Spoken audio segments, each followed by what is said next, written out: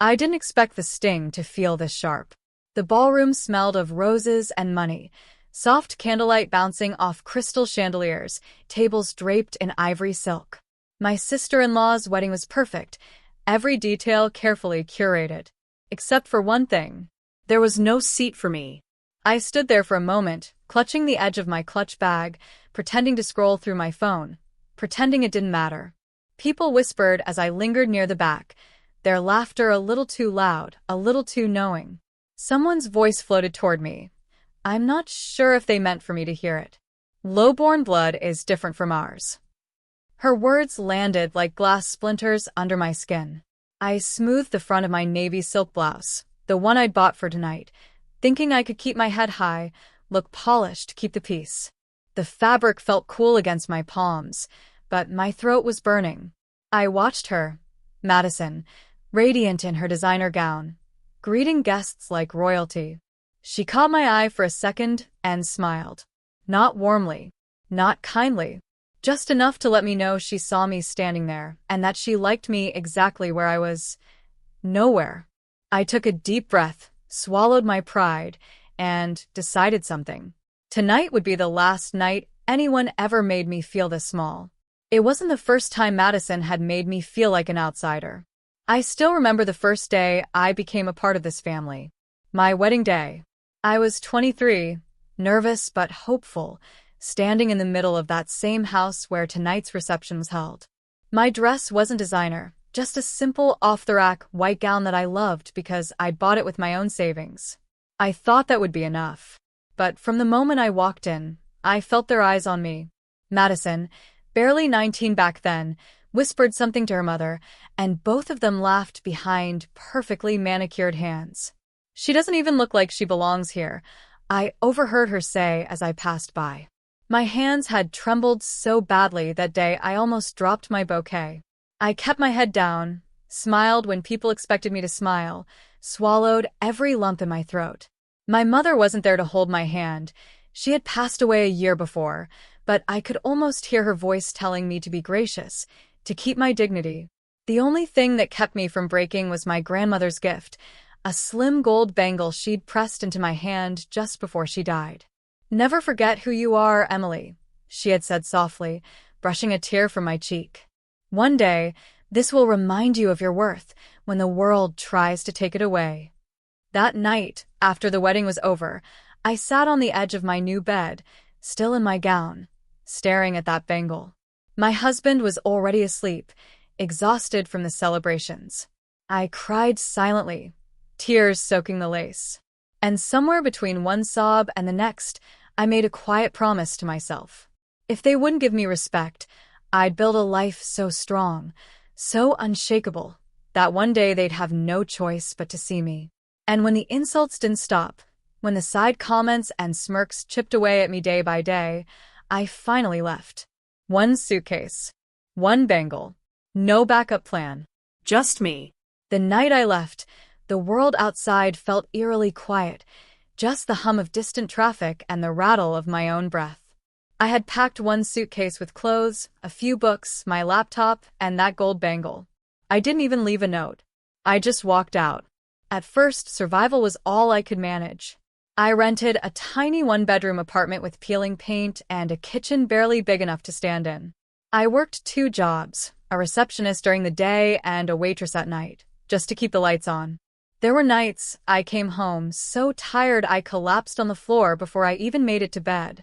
But slowly, I began to rebuild. During my lunch breaks, I started teaching myself digital marketing through free courses.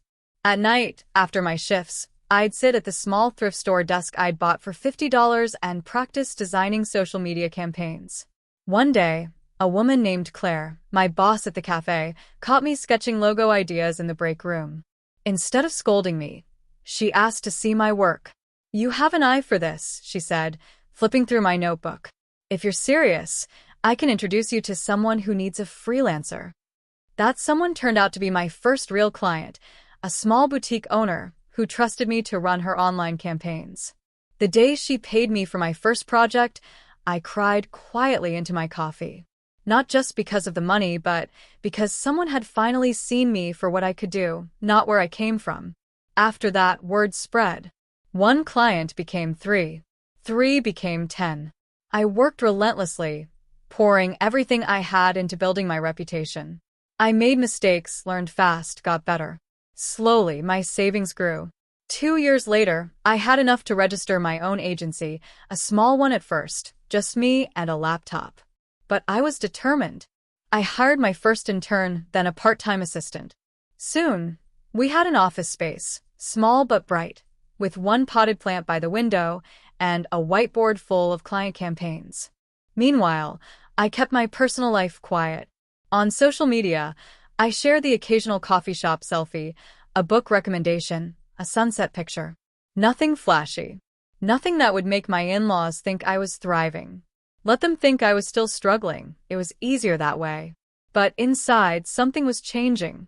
The girl who once cried into her wedding dress was gone. By the time my agency signed its first 6-figure contract, I no longer needed their approval. I had my own team, my own apartment, now sleek and sunlit, and more importantly, my own sense of self-worth. I still wore that bangle every day. Not because I needed the reminder anymore, but because it had been with me through every late night, every setback, every victory.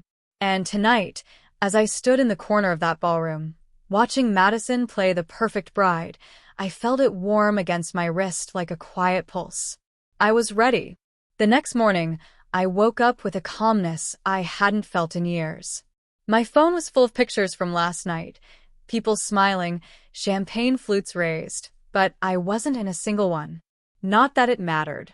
Today, I had something far more important to do. I sent a group text. Just one line. Lunch at my place. 1 p.m. Everyone. No one replied right away. But one by one, the check marks turned blue. By noon, I had arranged everything. My housekeeper had fresh flowers delivered, the catering team set up a spread in my dining area, and my assistant made sure the meeting room at my home office looked impeccable. I stood in the center of it all, smoothing the front of my dress, a cream silk midi, understated but expensive. When the doorbell rang, I felt my heart beat once, twice, steady and strong. They came in together. Madison in casual jeans and sunglasses perched on her head, my mother-in-law stiff and formal, my husband trailing behind them. They all looked slightly puzzled, like they weren't sure why they had agreed to come. Emily, my Emile said politely, scanning the room. You've redecorated. This is a new house, I corrected gently. I bought it last year. Their eyes darted around the open-plan living space, the marble island, the custom art on the walls, the floor-to-ceiling windows looking out over the city. Madison let out a low whistle. Wow. I didn't know you were doing this well. I smiled faintly and gestured toward the hallway. There's more. I led them to my home office, bright, organized, with my agency's logo displayed on a glass wall. Behind my desk, a row of framed awards and certificates lined the shelf. A photo of me with my team, all smiles holding our first industry trophy, hung prominently. This is where I run my company, I said, my voice calm but caring. We manage campaigns for over 50 clients nationwide. We just signed a deal with a Fortune 500 last month. For a moment, no one spoke. The silence was thick, almost reverent.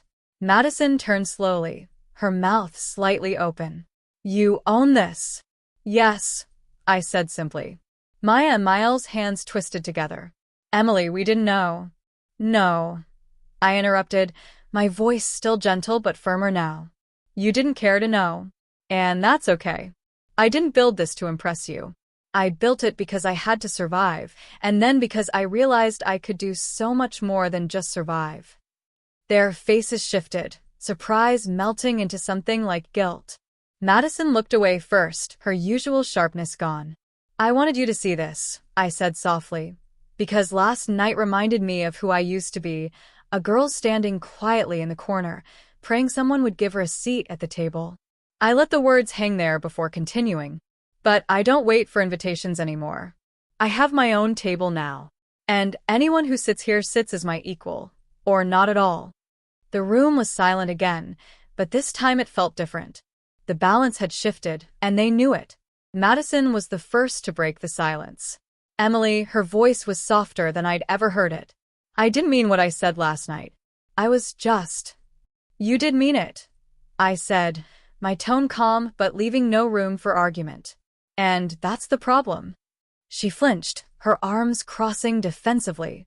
My husband shifted uncomfortably behind her, but I didn't look at him. My eyes stayed on Madison. I didn't call you here to humiliate you, I said, walking to the desk and gently picking up the gold bangle that rested there. I called you here because I have a choice to make. You see, for years I stayed quiet because I thought silence would earn me acceptance. It didn't. So now I will speak. I placed the bangle back down and turned to face all three of them. From this day forward, I said clearly, if we are to have any kind of relationship, there are conditions. My mother-in-law drew in a breath. Conditions? Yes. I held up one finger. Respect. Not the polite, shallow kind. Real respect. No more jokes about where I come from, no more whispers about my past.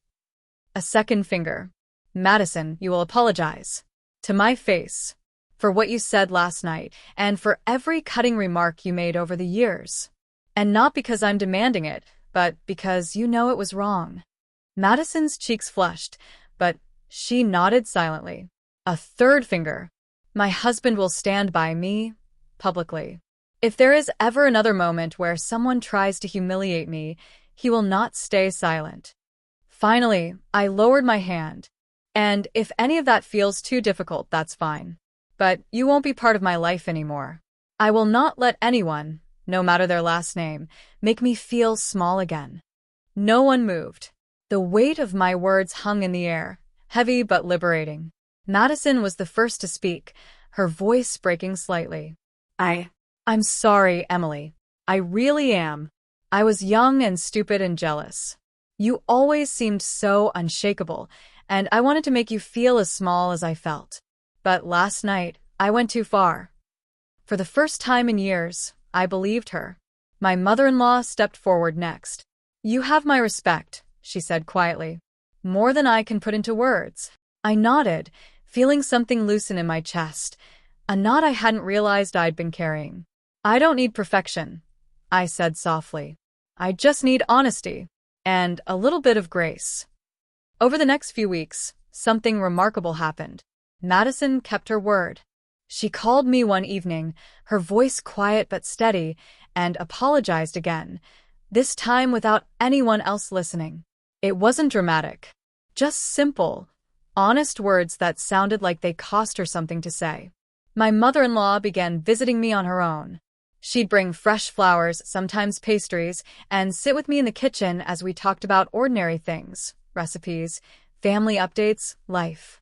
At first, it felt awkward, but little by little, I began to let her in. And my husband, for the first time in years, truly stood beside me. At a family gathering later that month, when someone made a subtle remark about marrying into money, he was the one who spoke up. Emily built everything she is on her own, he said proudly. She's the strongest person I know. I didn't say anything then, but I felt it, a quiet shift inside me. One afternoon, when I was alone in my office, I took the gold bangle from its place on the shelf and slipped it onto my wrist.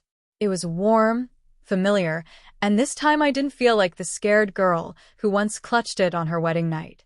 I felt like a woman who had faced every insult, every dismissal, every closed door, and built something beautiful anyway. I walked to the window and looked out at the city, sunlight catching on the glass towers. For the first time, I didn't just feel accepted. I felt at home, in my own skin, in my own life. The next wedding I attended, I didn't wait to see where they'd put me. I walked straight to the front, took a seat with my head held high. Madison smiled at me across the aisle, a real smile this time, not the cruel one from before, and I smiled back. Because the truth was simple. That day at her wedding, there was no seat for me. Today, there's a seat for me everywhere I go because I built it myself.